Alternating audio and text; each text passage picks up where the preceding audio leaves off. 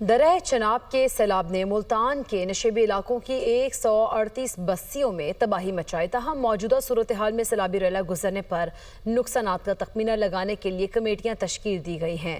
مزید جانیں گے بیورو چیف نعمان خان بابر سے۔ جی نعمان خان، بتائیے گا۔ اگرچہ سیلابی ریلا گزر گیا لیکن صورتحال یہ کہ سیلاب کی تباہکاریاں جو ہیں کافی حد تک زیادہ ہیں۔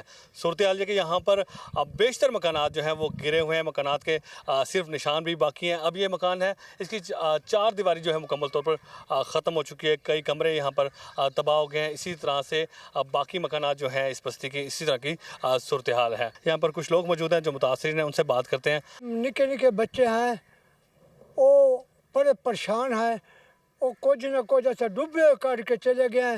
مال جو ہے میرا وہ بھی کوئی کام مقصد لوٹ گیا ہے اور پھر کے آیا ہے۔ تو نکے نکے بچے بڑے رو رہے ہیں، کپڑے بھی لوٹ گئے ہیں، سارے برتن بھی بیچ ہیں، جتنے مکان سارے بن کے دیکھو تو چنگے چنگے مکان بنے ہوئے ہیں۔ اصا لکھاں روپیے دے لائن وہ بھی گر گئے ہیں جی، سارا کوئی ساتھی بھی نہیں۔ اچھا، بستی گاگرا ہے، بستی شیر شاہ ہے، لنگڑیال ہے، اسی طرح سے ملتان کے نشیبی علاقے کی 138 بستیاں جو متاثر ہوئی ہیں۔